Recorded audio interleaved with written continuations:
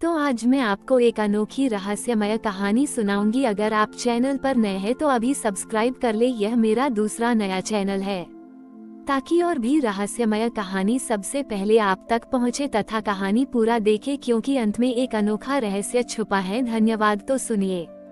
एक छोटे से गांव में, जो अपनी उपजाऊ मिट्टी और सुंदर बर्तनों के लिए जाना जाता था, एक वृद्ध और शांत कुम्हार रहता था जिसका नाम मृण्मय था। मृण्मय भगवान शिव का अनन्य भक्त था। वो अपनी कला को भी शिव की ही देन मानता था। उसके हाथ से बने मिट्टी के बर्तन इतने सुंदर और मजबूत होते थे कि लोग दूर दूर से उन्हें खरीदने आते थे। मृण्मय का मानना था कि हर वस्तु में शिव का वास है, चाहे वह मिट्टी का एक कण हो या आकाश में चमकता सूरज। सावन का महीना उसके लिए विशेष था, क्योंकि इस दौरान मिट्टी में एक अनोखी नमी और सुगंध आ जाती थी, जिससे बर्तन बनाना और भी आनंदमय हो जाता था। इस सावन में मृण्मय ने एक विशेष संकल्प लिया। वो एक ऐसा कलश बनाना चाहता था जो केवल मिट्टी का न हो, बल्कि शिव की भक्ति और जीवन के हर रंग का प्रतीक हो। ये कलश इतना पवित्र हो कि गांव के लोग इसे शिव के अभिषेक के लिए उपयोग कर सके और इसमें भरा जल कभी समाप्त न हो। मृण्मय अपनी कुटिया में बैठ गया और अपने काम में जुट गया। उसने सबसे पहले पवित्र नदी से मिट्टी लाई और उसे बड़ी श्रद्धा से गूंथा। वो हर बार जब मिट्टी को छूता तो शिव का नाम जपता। उसका मानना था कि मिट्टी में जितनी अधिक भक्ति मिलेगी, कलश उतना ही पवित्र बनेगा। गांव में एक युवा कुम्हार भी था जिसका नाम था प्रतीक। प्रतीक बहुत प्रतिभाशाली था, पर उसमें धैर्य की कमी थी और वह सिर्फ पैसे के लिए काम करता था। उसने मृण्मय के संकल्प का मजाक उड़ाया। अरे बाबा, कलश तो कलश होता है, उसे इतना पवित्र बनाने की क्या जरूरत, जल्दी से बेचो और पैसे कमाओ। मृण्मय बस मुस्कुरा देता। बेटा प्रतीक, कला केवल पैसे कमाने के लिए नहीं होती, वह आत्मा की संतुष्टि के लिए होती है, और भक्ति के बिना कोई कला सच्ची नहीं हो सकती। मृण्मय ने दिन रात एक करके उस कलश को आकार दिया। सावन की बारिश की बूंदें जब उसकी कुटिया की छत पर पड़ती तो वह उन्हें अपने कलश में शिव का आशीर्वाद मानता। उसने कलश को धीरे धीरे सूखने दिया और फिर उसे भट्टी में पकाया।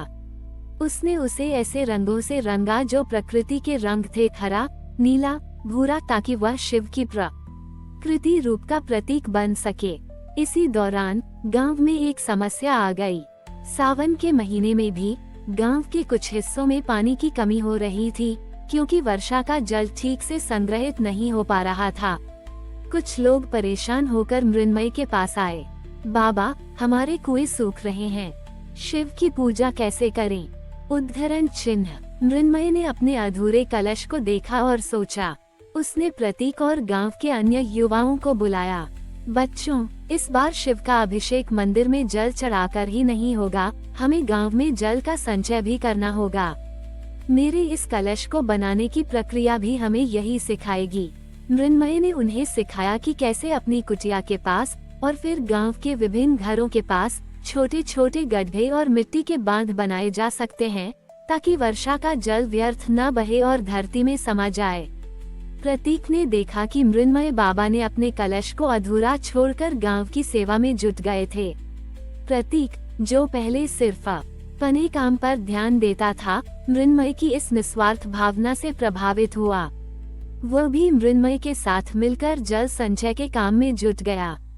सावन के अंतिम सोमवार तक मृण्मय का कलश तैयार हो चुका था। वह अद्भुत और दिव्य दिख रहा था। उसी दिन गांव के कई स्थानों पर जल संचय के लिए छोटे छोटे गड्ढे भी बन चुके थे। जब सावन का बड़ी ही अंतिम और सबसे तेज बारिश हुई तो वे गड्ढे पानी से भर गए। गांव में पानी की समस्या का समाधान हो गया। मृण्मय ने उस कलश को लेकर शिव मंदिर में प्रवेश किया। गांव के सभी लोग वहां उपस्थित थे। जब मृण्मय ने उस कलश से शिवलिंग पर जल अर्पित किया तो एक अद्भुत शांति और ऊर्जा पूरे मंदिर में फैल गई। लोगों को लगा जैसे उस कलश में न केवल जल, बल्कि मृण्मय की तपस्या, प्रतीक का सहयोग और पूरे गांव की एकजुटता समाहित थी। प्रतीक ने मृण्मय के पैरों में गिरकर कहा, बाबा, आज मुझे समझ आया कि सच्ची कला और सच्ची भक्ति क्या होती है। आपने हमें सिर्फ कलश नहीं, बल्कि कर्म, सेवा और प्रकृति से जुड़ने का महत्व सिखाया है। मृण्मय ने मुस्कुराते हुए कहा, बेटा, शिव तो हर उस कण में है जो जीवन देता है, हर उस कला में है जो निस्वार्थ भाव से बनती है। सावन हमें यही सिखाता है कि हम अपने हर कर्म को पूजा बनाएं और प्रकृति के साथ सौहार्द से रहें। उस दिन से मृण्मय के गांव को जल कुम्हारों का गांव कहा जाने लगा। हर सावन में गांव के लोग न केवल शिव की पूजा करते, बल्कि जल संचय के नए तरीके अपनाते और नए पेड़ लगाते। मृण्मय की कहानी एक प्रेरणा बन गई, जिसने ये दिखाया कि सच्ची भक्ति केवल मंदिरों में नहीं, बल्कि अपने हुनर को समाज के कल्याण के लिए समर्पित करने में है, और यही शिव का सबसे बड़ा आशीर्वाद है। मृण्मय की कुम्हार कला और जल संरक्षण के प्रति उसकी निष्ठा ने गांव को समृद्धि और एक नई पहचान दिलाई थी। प्रतीक, जो अब उसका सबसे मेहनती शिष्य बन गया था, मृण्मय के साथ मिलकर न केवल सुंदर बर्तन बनाता, बल्कि गांव के विकास कार्यों में भी बढ़ चढ़कर हिस्सा लेता। उनकी ख्याति आसपास के क्षेत्रों में भी फैल चुकी थी। अगले सावन में गांव में एक नई समस्या आ खड़ी हुई। गांव के पास एक पुराना किला था, जहां कभी राजा महाराजा रहा करते थे। वो किला अब खंडहर बन चुका था और उसमें कई दरारें पड़ गई थीं। लगातार हो रही सावन की बारिश से किले का एक बड़ा हिस्सा ढहने के कगार पर आ गया था। इस किले के भीतर एक प्राचीन शिव मंदिर भी था, जहां गांव के कुछ बुजुर्ग नियमित रूप से पूजा करने जाते थे। किले के ढहने का खतरा उन्हें मंदिर जाने से रोक रहा था। मृण्मय और प्रतीक ने ये स्थिति देखी।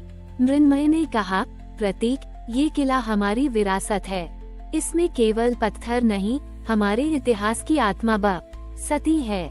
हमें इसे बचाना होगा। प्रतीक ने कहा, परंतु बाबा, ये तो बहुत बड़ा काम है। किले को ठीक करने के लिए तो बहुत धन और विशेषज्ञों की आवश्यकता होगी। मृण्मय ने मुस्कुराते हुए कहा, बेटा, शिव का आशीर्वाद कर्म करने वालों के साथ होता है। हम अपनी मिट्टी और हाथों से ही इसे ठीक करेंगे। मृण्मय ने गांव के सभी कुम्हारों और अन्य कारीगरों को इकट्ठा किया। उसने उन्हें समझाया कि कैसे वे अपनी मिट्टी और ईंट बनाने की कला का उपयोग करके किले की दरारों को भर सकते हैं और दीवारों को मजबूत कर सकते हैं। उन्होंने एक विशेष प्रकार की मिट्टी और चूने का मिश्रण तैयार किया, जो सदियों तक टिकने वाला था। सावन की शुरुआत होते ही मृण्मय, प्रतीक और गांव के सभी कारीगर किले की मरम्मत में जुट गए। वे अपनी पारंपरिक तकनीकों का उपयोग करते हुए बड़े बड़े मिट्टी के ईंट बनाते और उन्हें धूप में सुखाते। फिर उन ईंटों और विशेष मिश्रण का उपयोग करके किले की दीवारों की मरम्मत करते। सावन की बारिश उनके काम को धो देती, पर वे हार नहीं मानते। वे हर बार नए जोश के साथ जुट जाते, यह मानते हुए कि वे केवल पत्थर नहीं जोड़ रहे, बल्कि इतिहास को बचा रहे हैं।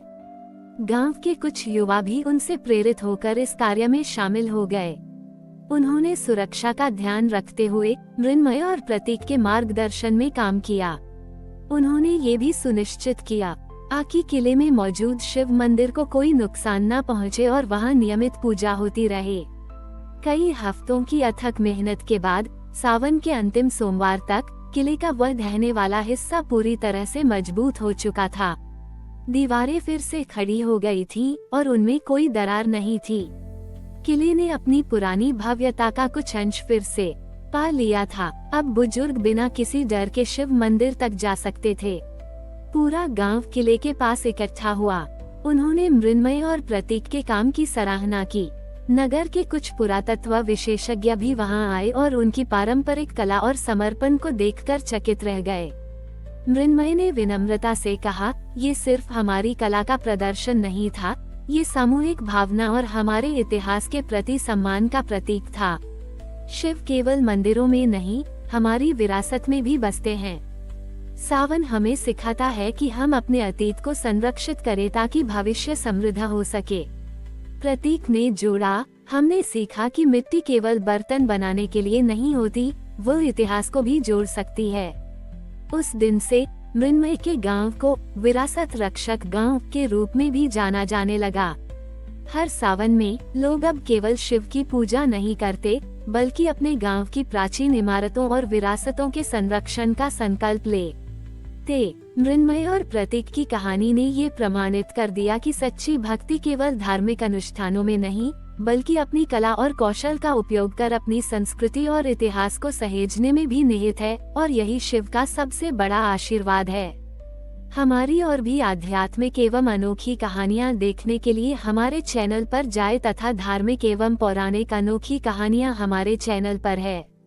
कृपया जाके देखें तथा हमारे चैनल को सब्सक्राइब करके रखें और वीडियो लाइक जरूर करें। धन्यवाद।